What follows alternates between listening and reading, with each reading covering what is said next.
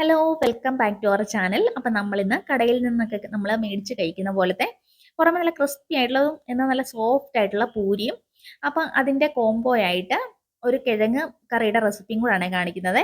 നല്ല ടേസ്റ്റ് ഉള്ള ഒരു കിഴങ്ങ് കറിയാണ്. നമ്മൾ കടയിൽ നിന്നൊക്കെ കിട്ടുന്ന അതിലും ടേസ്റ്റ് ഉള്ള ഒരു കറി. അപ്പം എന്തായാലും നമുക്ക് വീഡിയോ കണ്ടു നോക്കാം. ആദ്യം നമുക്ക് പൂരിയുടെ റെസിപ്പി കാണാവേ. ഇതിനായിട്ട് ഞാനൊരു 2 കപ്പ് ഗോതമ്പ് പൊടി, നമ്മുടെ ആട്ട ഇല്ലേ, അതാണ് എടുക്കുന്നത്. ഞാനൊരു 250 ml കപ്പിലാണ് അളവ് കപ്പായിട്ട് എടുക്കുന്നത്. അപ്പം നിങ്ങൾ ഗ്ലാസ് അളവിലാണെങ്കിലും ആ ഒരളവിൽ ബാക്കിയുള്ള എല്ലാം ഇങ്ങനെ അങ്ങനെ എടുത്താൽ മതി. പിന്നെ ഒരു 1/2 കപ്പ് മൈദ കൂടി ചേർക്കുന്നുണ്ട്. പൂരിക്ക് നല്ലൊരു ടേസ്റ്റും നല്ല സോഫ്റ്റും ആയിരിക്കും കേട്ടോ, ഇങ്ങനെ മൈദയും കൂടെ ചേർത്ത് കൊടുത്താൽ. അപ്പം ഇതൊരു 1/2 കപ്പാണ് ചേർത്ത് കൊടുക്കുന്നത്. പിന്നെ 1 ടേബിൾ സ്പൂൺ റവ, അത് വറുത്തതോ വറക്കാത്തതോ ആയ റവ ചേർത്ത് കൊടുക്കാവേ. ഞാനിപ്പോൾ ഇവിടെ വറക്കാത്തത് തന്നെ റവയാണ് ചേർത്ത് കൊടുക്കുന്നത്. അത് ചേർത്ത് കൊടുക്കുക. പിന്നെ ആവശ്യത്തിന് ഉപ്പ് ചേർത്ത് കൊടുക്കുക. ഞാനിവിടെ ഒരു 1/2 ടീസ്പൂൺ ഉപ്പ് ചേർത്ത് കൊടുക്കുന്നുണ്ട്.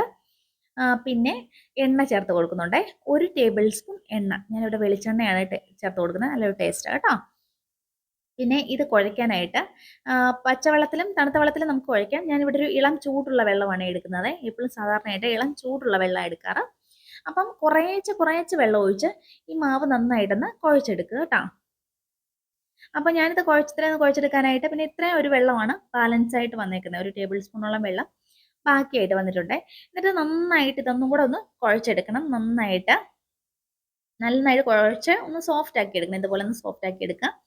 അപ്പോൾ ഞാൻ കൗണ്ടർ ടോപ്പിലിട്ടും കൂടെ ഒന്നും കൂടെ ഒന്ന് കുഴച്ചെടുത്തിട്ടുണ്ട്. എന്നിട്ട് ഇതിൻ്റെ മണ്ടയിൽ കൂടെ ഉണ്ടല്ലോ എണ്ണ, ഓയിലൊന്ന് തൂത്ത് കൊടുത്തിട്ടുണ്ട്.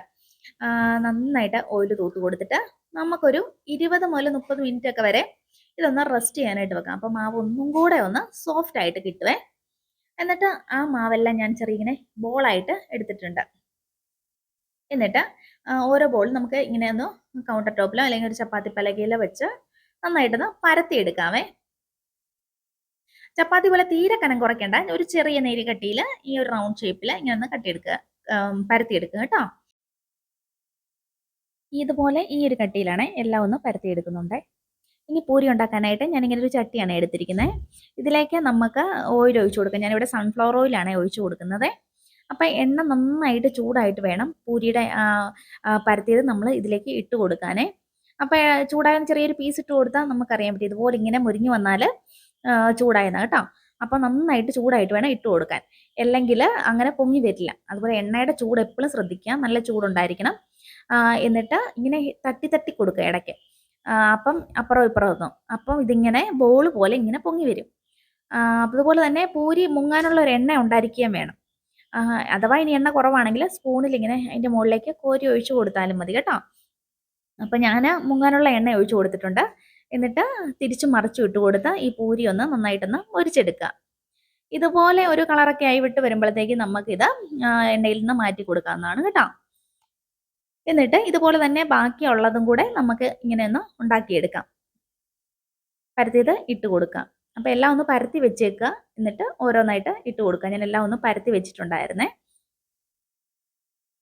ഇനി കറിയുടെ നോക്കാം. അപ്പം ഞാൻ ഈ പൂരിയുടെ മാവ് കുഴച്ച് വെച്ചപ്പോൾ തന്നെ വെച്ചിട്ട് തന്നെ ഇത് കിഴങ്ങ് ഒരു മീഡിയം സൈസിലുള്ള കിഴങ്ങാണേ. ഇതൊന്ന് നന്നായിട്ടൊന്ന് കഴുകിയിട്ട് ഇങ്ങനെ ഒന്ന് കട്ട് ചെയ്തിട്ടുണ്ട്. കട്ട് ചെയ്തില്ലെങ്കിലും കുഴപ്പമില്ല. ഇതൊന്ന് പുഴുങ്ങിയെടുക്കാനാണ്, ഒന്ന് വേവിച്ചെടുക്കാനായിട്ട്. അപ്പം ഞാനിതൊരു കുക്കറിനകത്തേക്ക് നാക്കി കൊടുത്തിട്ടുണ്ട്. പിന്നെ ഇതിലേക്ക് ആവശ്യത്തിന് വെള്ളം ഒഴിച്ചു കൊടുക്കുക. ഇതൊന്ന് വെന്ത് കിട്ടാൻ പാകത്തിന് ഇച്ചിരിയേറെ വെള്ളം ഒഴിച്ചു കൊടുക്കുന്നുണ്ട്. എന്നിട്ട് ആവശ്യത്തിന് ഉപ്പും കൂടി ഇട്ട് കൊടുക്കാം. അപ്പോൾ കിഴങ്ങിലൊക്കെ ഒന്ന് ഉപ്പ് പിടിച്ച് കിട്ടുമല്ലോ. എന്നിട്ട് ഇതൊന്ന് അടച്ച് വെച്ച് 2-3 വിസിലിന് അകം ഇത് വെന്ത് കിട്ടും. കിഴങ്ങ് പെട്ടെന്ന് വേകുമല്ലോ. വെന്ത് കഴിഞ്ഞാൽ നമുക്കിത് തണുക്കാനായിട്ട് മാറ്റി വെക്കാം. ഇനി അതൊന്ന് തണുക്കട്ടെ. അപ്പോഴത്തേക്കും നമ്മളൊരു കടായിൽ കുറച്ച് എണ്ണ, ഒരു 2 ടേബിൾ സ്പൂണോളം എണ്ണ ഒഴിച്ചു കൊടുക്കുന്നുണ്ട്. എന്നിട്ട് ഇതിലേക്ക് ഒരു 1/2 ടീസ്പൂണോളം കടുക് ഇട്ട് കൊടുക്കാം. അപ്പോൾ കടുകൊക്കെ ഒന്ന് പൊട്ടി വരുമ്പോഴത്തേക്കും നമുക്ക് ഞാനിവിടെ കുറച്ച് ഇഞ്ചി വെളുത്തുള്ളി ഒന്ന് ചതച്ച് വെച്ചിട്ടുണ്ടായിരുന്നു. പിന്നെ സബോള അരിഞ്ഞും വെച്ചിട്ടുണ്ട്. അപ്പോൾ ഒരു മീഡിയം സൈസിലുള്ള സബോളയാണ്. അപ്പോൾ ആ മീഡിയം സൈസിലുള്ള സബോള അരിഞ്ഞത് ഈ ഒരു കട്ടിയൊക്കെ കുഴപ്പമില്ല കേട്ടോ. ഇത് വഴറ്റിയെടുക്കുമ്പോൾ ശരിയായിക്കോളും. പിന്നെ ഇഞ്ചി വെളുത്തുള്ളി ചതച്ചതും ഇതിലേക്ക് ഇട്ട് കൊടുക്കുന്നുണ്ട്. പിന്നെ ഒരു 1/4 ടീസ്പൂണോളം ഉപ്പ് ചേർത്ത് കൊടുക്കുന്നുണ്ട്. ഉപ്പ് നോക്കിയിട്ട് ചേർത്ത് കൊടുക്കുക, കാരണം കിഴങ്ങിലും നമ്മൾ ഉപ്പ് ചേർത്തിട്ടുണ്ട്. അപ്പോൾ കൂടി പോകാതെ ശ്രദ്ധിക്കുക കേട്ടോ. എന്നിട്ട് ഇത് നന്നായിട്ടൊന്ന് ഇളക്കി ഒന്ന് വഴറ്റിയെടുക്കണം. പിന്നെ ഇതിലേക്കൊരു എരിവിന് 2 പച്ചമുളകും കൂടി ഇട്ട് കൊടുക്കുന്നുണ്ട്. അപ്പോൾ നിങ്ങൾക്ക് എരിവ് കൂടുതൽ വേണമെന്നുണ്ടെങ്കിൽ കുറച്ച് മുളകും കൂടെ കൂട്ടിച്ചേർക്കും കേട്ടോ. നമ്മളിവിടെ പച്ചമുളക് മാത്രമേ എരിവിന് ചേർക്കുന്നുള്ളേ, അല്ലാതെ പ്രത്യേകിച്ച് പൊടിയൊന്നും ചേർക്കുന്നില്ല. അപ്പോൾ ഇതുപോലെ നന്നായിട്ടൊന്ന് വഴറ്റി എടുത്തിട്ടുണ്ട്. ഇനി ഒരു 1/4 ടീസ്പൂൺ മഞ്ഞൾപ്പൊടിയും കൂടെ ചേർത്തിട്ട് ഒന്നും കൂടെ ഒന്ന് ഇളക്കിയെടുക്കാം. അപ്പോൾ ഇത് നന്നായിട്ടൊന്ന് ഇളക്കി ഒന്നും കൂടെ ഒന്ന് ഒരു മഞ്ഞൾപ്പൊടിയുടെ ആ ഒരു മണമൊക്കെ മാറുന്നിടം വരെ ഇളക്കി കൊടുക്കുക. എന്നിട്ട് നമ്മൾ നേരത്തെ പുഴുങ്ങി വെച്ചില്ല കിഴങ്ങ്, അപ്പോൾ അതൊന്ന് തണുത്തിട്ടുണ്ടായിരുന്നു. അത് പുറമേലത്തെ തൊലിയൊക്കെ കളഞ്ഞ് ഞാനിങ്ങനെ ഒന്ന് മാഷ് ചെയ്തെടുത്തിട്ടുണ്ട്, ഒന്ന് ഉടച്ചെടുത്തിട്ടുണ്ട്. ഇങ്ങനെ ചെറുതായിട്ട് ഇങ്ങനെ ഒന്ന് ഉടച്ചാൽ മതി, അല്ലെങ്കിൽ ഇതിനകത്ത് ഇട്ടിട്ടായാലും ഉടച്ചാൽ മതി കേട്ടോ. അപ്പോൾ ഞാൻ ഒന്ന് ഉടച്ച് വെച്ചിട്ടുണ്ടായിരുന്നു. എന്നിട്ട് ഈ മസാലയൊക്കെ നന്നായിട്ടൊന്ന് മിക്സ് ആകുന്നത് വരെ നന്നായിട്ടൊന്ന് ഇളക്കി കൊടുക്കണം കേട്ടോ. ഇതുപോലെ നന്നായിട്ട് ഇളക്കി കൊടുത്താൽ മതി. അപ്പോൾ എല്ലാം ഒന്ന് മിക്സ് ആയി കിട്ടുവേ. പിന്നെ നമ്മൾ അപ്പോൾ ലോ ഫ്ലെയിമിൽ വെച്ചാൽ മതി, എല്ലാം വെന്തതാണല്ലോ. പിന്നെ ഇതിലേക്ക് നമ്മളൊരു 1/4 കപ്പോളം തേങ്ങാപ്പാലാണേ, തേങ്ങാപ്പാൽ എടുത്തത് ഇതിനകത്തേക്ക് ഒഴിച്ചു കൊടുക്കുന്നുണ്ട്. എന്നിട്ട് നന്നായിട്ട് ഇതെല്ലാം ആയിട്ട് ഒന്നും കൂടെ ഒന്ന് മിക്സ് ആക്കി എടുക്കുക കേട്ടോ. ഇനി തേങ്ങാപ്പാൽ എടുക്കാനൊക്കെ ബുദ്ധിമുട്ടാണെങ്കിൽ നമുക്ക് എളുപ്പത്തിന് ചെയ്യാൻ പറ്റിയൊരു പരിപാടി എന്ന് പറഞ്ഞാൽ ഒരു 2-3 ടേബിൾ സ്പൂൺ വെള്ളത്തിനകത്തോട്ട് നമ്മുടെ കടലമാവില്ലേ, അതൊരു 2 ടേബിൾ സ്പൂണോളം അതൊന്ന് മിക്സ് ചെയ്തിട്ട് ചേർത്താലും നല്ലൊരു ടേസ്റ്റ് ആയിരിക്കും കേട്ടോ. തേങ്ങാപ്പാലാണ് ഒന്നും കൂടെ ടേസ്റ്റ്. അപ്പോൾ അതിനൊരു ഓപ്ഷണലായിട്ട് വേണമെങ്കിൽ ഇങ്ങനെ കൂടി ചെയ്യാം. അപ്പം ഇതാണ് നമ്മുടെ കറിയുടെ റെസിപ്പി. അപ്പോൾ വീഡിയോ ഇഷ്ടമാകുകയാണെങ്കിൽ നിങ്ങളൊന്ന് സബ്സ്ക്രൈബ് ചെയ്ത് സപ്പോർട്ട് കൂടി ചെയ്യുക. അപ്പോൾ ഇന്ന് ഇത്രയേ ഉള്ളൂ.